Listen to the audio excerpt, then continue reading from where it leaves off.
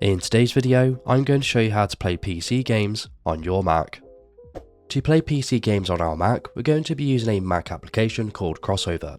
Crossover is going to allow us to download and install PC games and software by translating Windows commands into Mac commands. To download Crossover, the first thing we need to do is to open our browser, and you want to go to the CodeWeaver's website, and I'll leave this linked in the description below.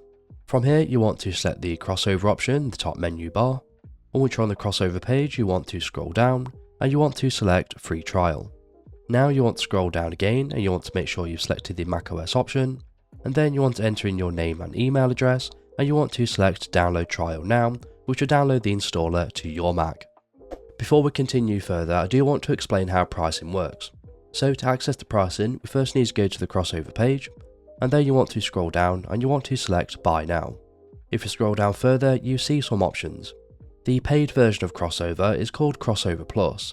Now it's important to note that this is not a subscription, however you are paying for 12 months of developer support. So for example, if you purchase this option, you will get 12 months of updates to Crossover, and then once that 12 months period has expired, you'll still be able to use the program, but you will no longer receive new updates. So if you do want to continue receiving updates, you need to purchase another 12 month support. Now we've downloaded Crossover, we just need to install it. So to do this, it's very simple. We just want to take the downloaded application and you simply want to put it into your applications folder. Now this is in the applications folder, we can go ahead and open it up. Because it's our first time opening up, we'll see this prompt, so we're going to select open. And then you'll be prompted to begin your 14-day trial.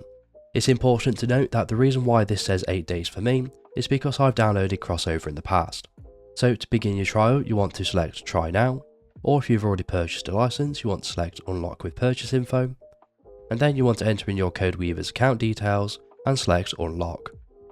When you start your free trial for the first time, Crossover will open and it will look like this. Now we can begin downloading our PC games and software. Before we start installing our games, it's important we check the game compatibility database to check how well they run. So to do this, we first want to open our web browser, and you want to go back to the CodeWeaver's website. From here, you want to select the search icon at the top, and you want to search for the game that you want to download. So for the example of this video, I'm going to download Schedule 1. And once we're inside the information page, we can scroll down, and here it's going to give you an overview of how well this game runs. So for example, this one runs great. If we scroll down further, here we can see the different ratings for the different versions of Crossover.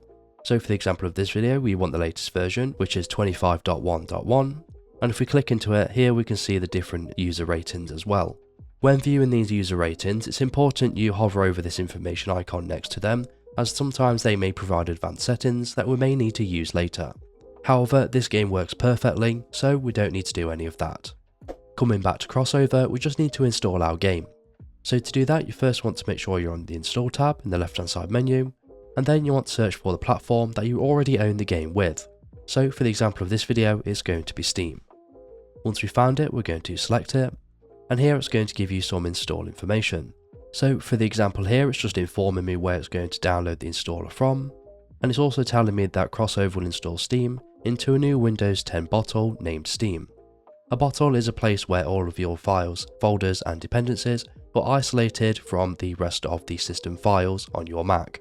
So once we're happy with this, we're going to select Install, and that's going to proceed to install Steam along with its dependencies. If you get some pop-ups like this, these are just the dependencies, so you want to follow the step-by-step instructions to install them. And as you can see, we are now being presented with the Steam setup page, so we're just going to follow the step-by-step instructions, and then we are going to select Finish, and then it's going to download the Steam update files just as it would on a Windows PC. So as you can see, the Steam login page has appeared, so we're just going to log into our Steam account just as we normally would. And now we've logged into our Steam account, we just want to go ahead and download our games just as we normally would. So for the example of this video, we want to download Schedule 1, so we're going to head over to our library, and then we're just going to download it just as we would on a Windows PC. So we're going to select Install, and select Next, and then that's going to download the game, and depending on how long it takes is going to depend on your internet speed. Now Schedule 1 has been installed and we don't need to mess with the advanced settings, we just go ahead and play it just as we normally would, and there are multiple ways of doing this.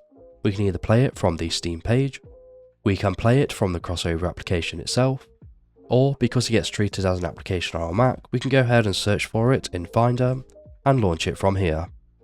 So as you can see, we are now successfully playing Schedule 1 just as we would on a Windows PC, except we are now playing it on our Mac.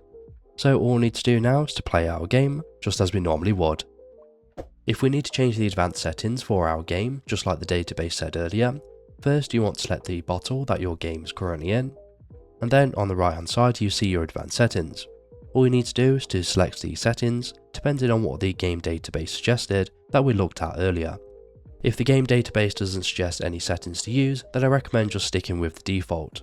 However, if you're still having problems, then I do recommend messing around with these settings to get the best settings for you.